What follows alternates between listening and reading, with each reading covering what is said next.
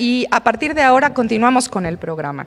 Como han visto a lo largo de la charla, síntomas motores, síntomas no motores, y ahora le toca una parte muy importante que son los síntomas no motores desde la perspectiva de comportamiento, cognición y toda esta parte que es trascendental y fundamental durante la evolución de la enfermedad, sobre todo en etapas intermedias y avanzadas. Para esto tenemos al doctor Alonso Morales Rivero. Él viene de Toronto Western, él es psiquiatra, neuropsiquiatra, y hoy nos va a hablar acerca de todo este otro panorama que es la parte cognitiva dentro de la enfermedad de Parkinson.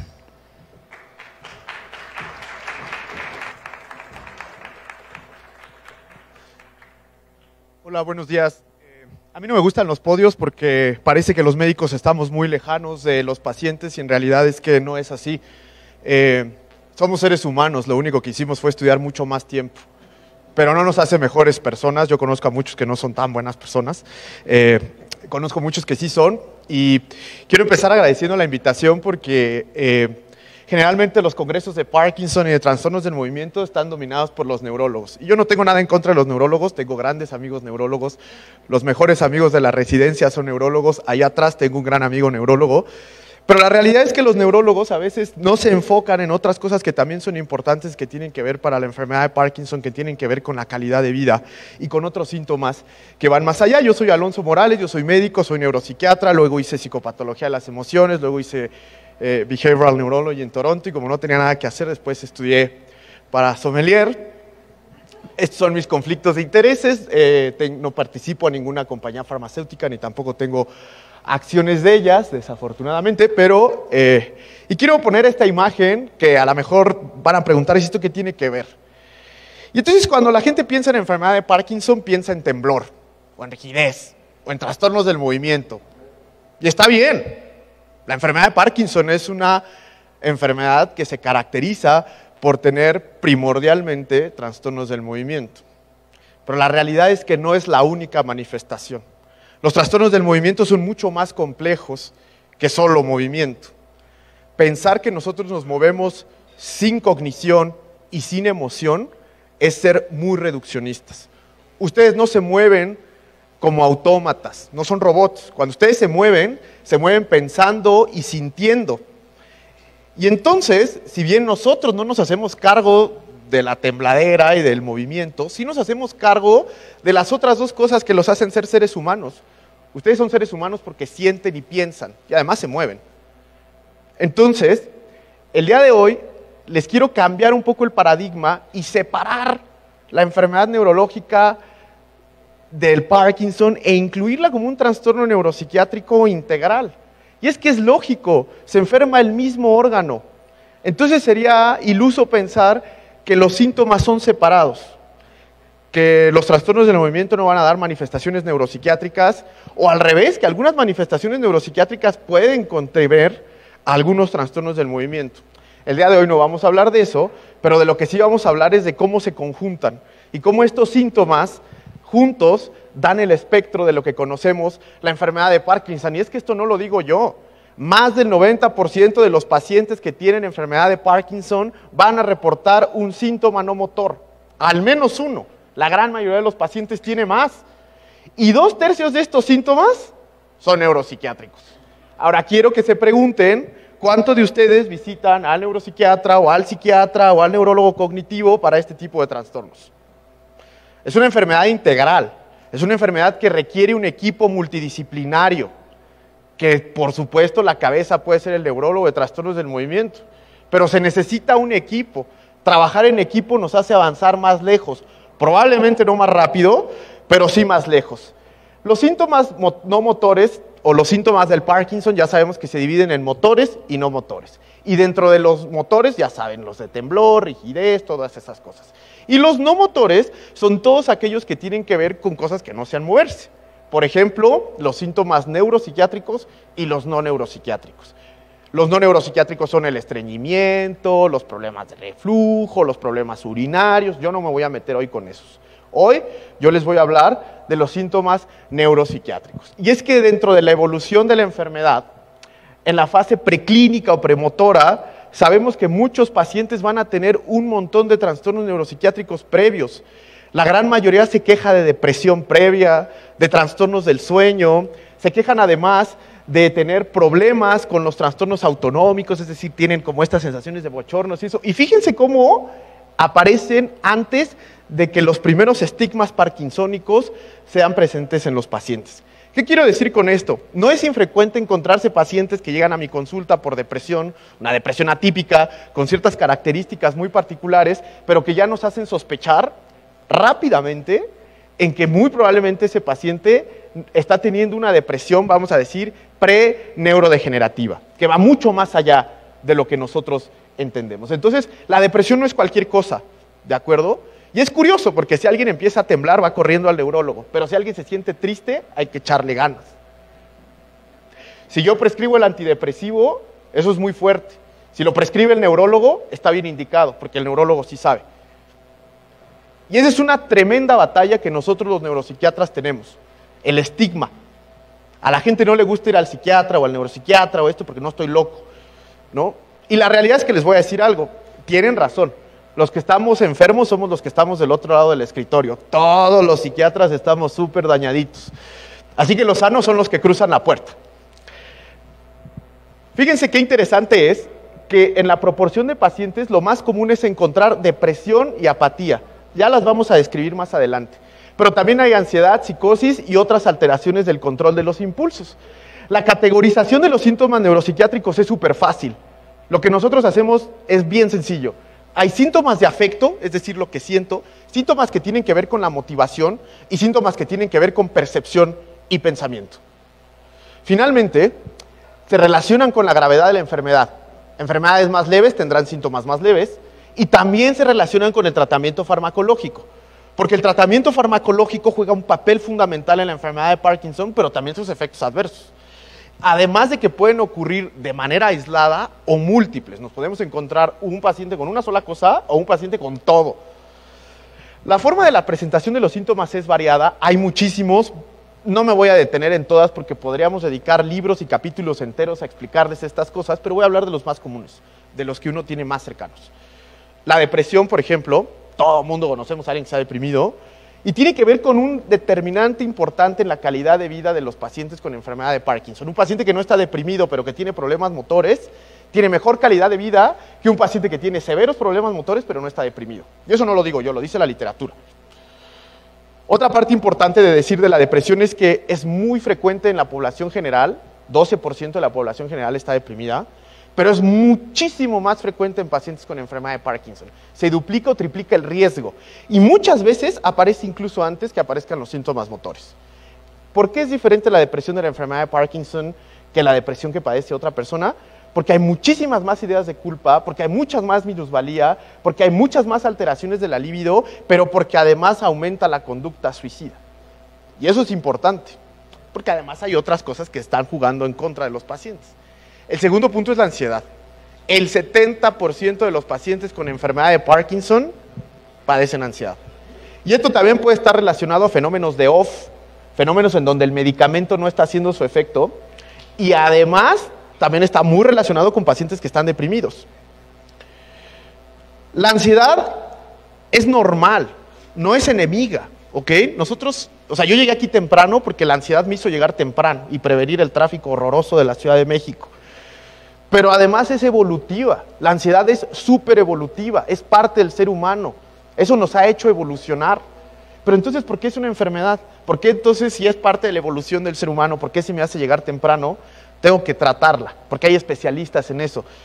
Pues porque cuando se convierte en un trastorno nos hace disfuncionar. La gente le dice los nervios, el ansia, la angustia, es lo mismo. Y hay predictores específicos en pacientes con enfermedad de Parkinson para depresión y ansiedad. Mujeres jóvenes, ni modo, a las chicas les toca casi siempre en la enfermedad mental. Antecedentes familiares de depresión, desórdenes del sueño, presencia de otros síntomas no motores, por supuesto, la duración de la enfermedad. No es lo mismo tener un chico que tiene 5 años de diagnóstico que 10.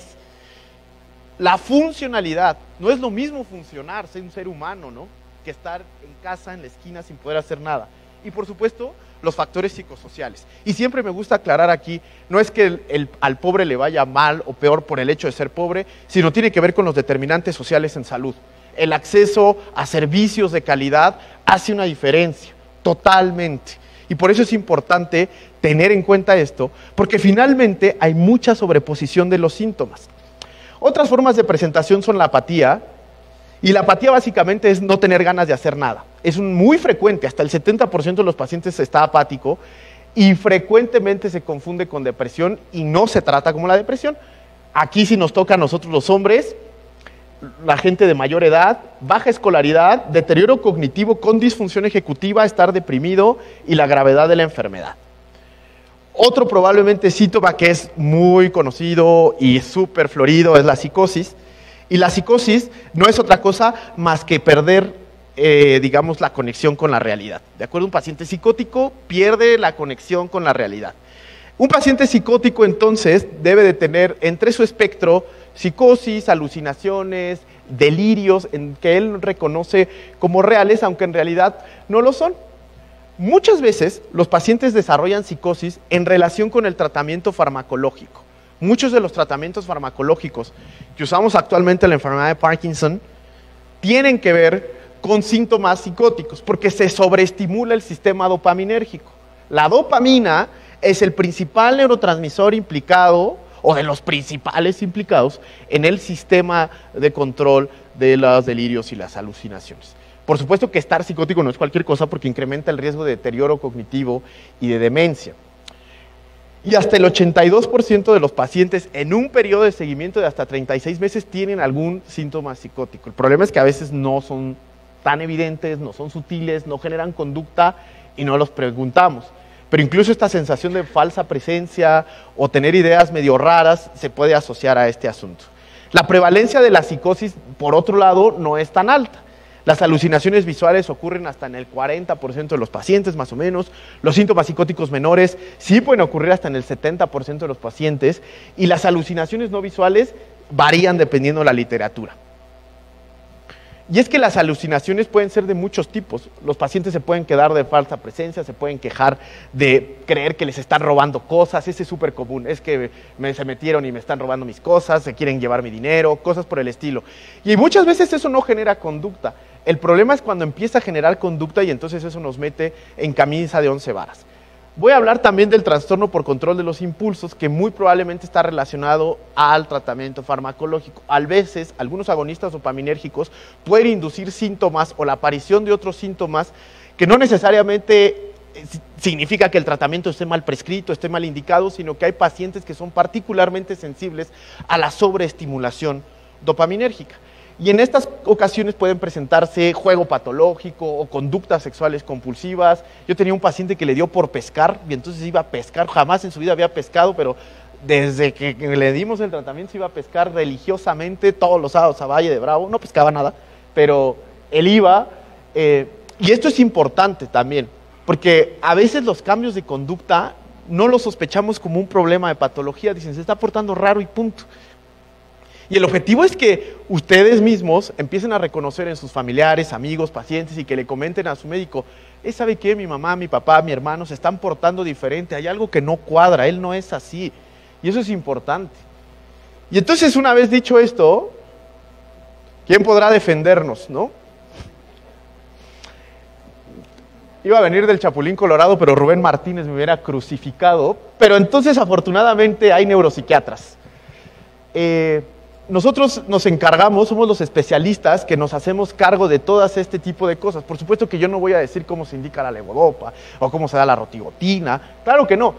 Pero trabajar en equipo con su neurólogo hace toda la diferencia. Porque entonces yo le puedo decir, oye, ¿y si le bajas tantitito al pramipexol y le pones otra cosa? Y a lo mejor con eso mejoramos. Y si yo le pongo tantita desvenlafaxina o le pongo tantito de citalopram, a lo mejor el paciente jala de manera diferente, ¿saben? ¿Cuándo tienen ustedes que pedir o ir al neuropsiquiatra? Cuando sienten que están más ansiosos o tristes, cuando hay un cambio notable de conducta, o a veces también es sutil, cuando su médico se los pida, por favor, a veces hay que rogarles.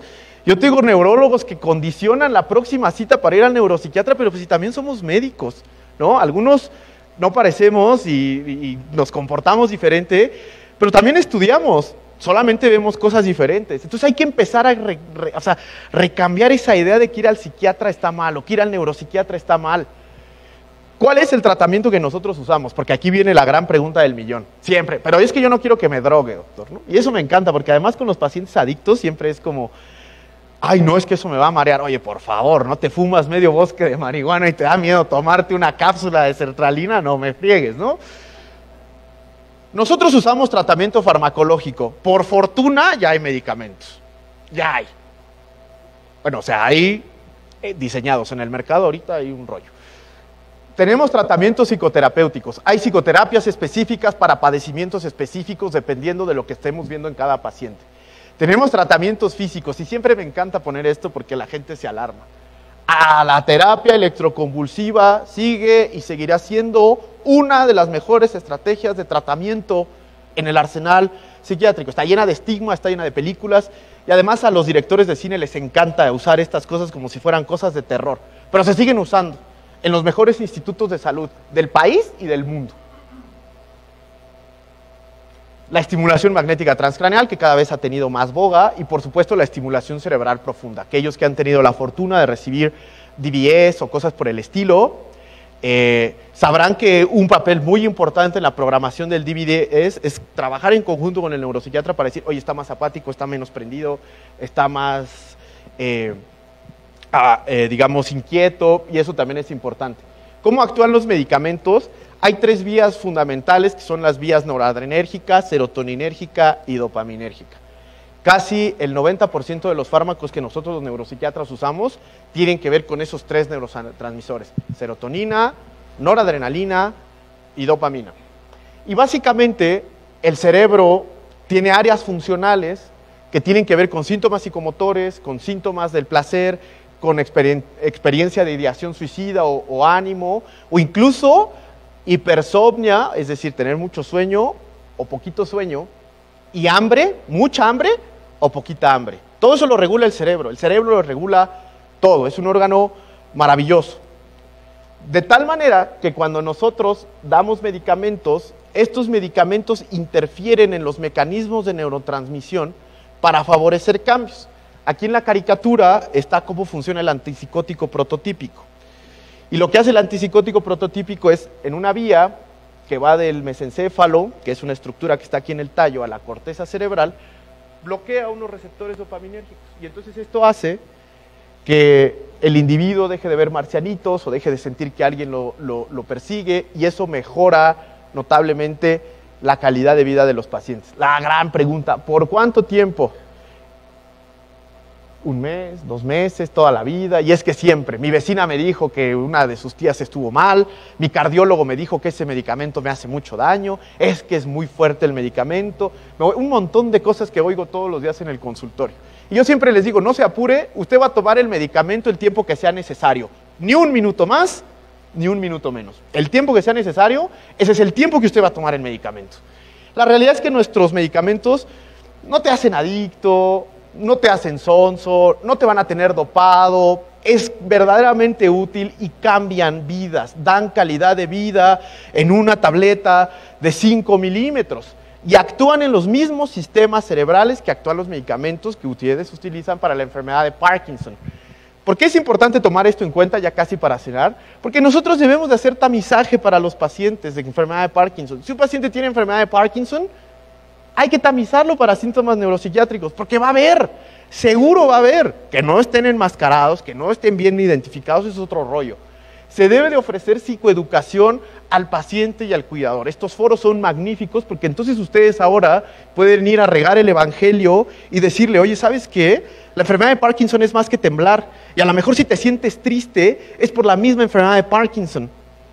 Y si prescribimos medicamento, nosotros sabemos que empezamos lentos y nos vamos lentos. Finalmente, me gustaría decir que los síntomas neuropsiquiátricos en la enfermedad de Parkinson son comunes y discapacitantes, a veces más que incluso los propios síntomas motores. Generan una sobrecarga terrible sobre los cuidadores e impactan de manera espeluznante en la calidad de vida de los pacientes. El abordaje multidisciplinario, un equipo multidisciplinario, ayuda a identificarlos y a tratarlos de manera efectiva. ¿Qué podemos hacer? Identifica tus síntomas, o el médico identifica los síntomas, pide ayuda, porque eso es importante. No me siento bien, no estoy durmiendo bien, no estoy comiendo bien, no estoy sintiéndome bien, estoy ansioso, estoy triste. Inicia tratamiento, si son médicos, inícienlo, si son pacientes, tómenselo, por favor. Y si no están mejorando, hay que replantear estrategias. Hay muchas maneras de cambiar las cosas. Y entonces, en mi último minuto les quiero decir que hoy ya tienen las herramientas para entender que la enfermedad de Parkinson, o el Parkinson, como les dicen los pacientes, es mucho más que un trastorno del movimiento. Y es que el futuro es hoy. El tiempo ha cambiado por completo. Los medicamentos distan mucho de ser perfectos, pero ofrecen una posibilidad que hace 70 años era impensable. Entonces hoy tenemos herramientas y hay que usarlas, sin miedo al éxito. Los pacientes son unos antes de ir al neuropsiquiatra y después de ir al neuropsiquiatra. Muchas gracias.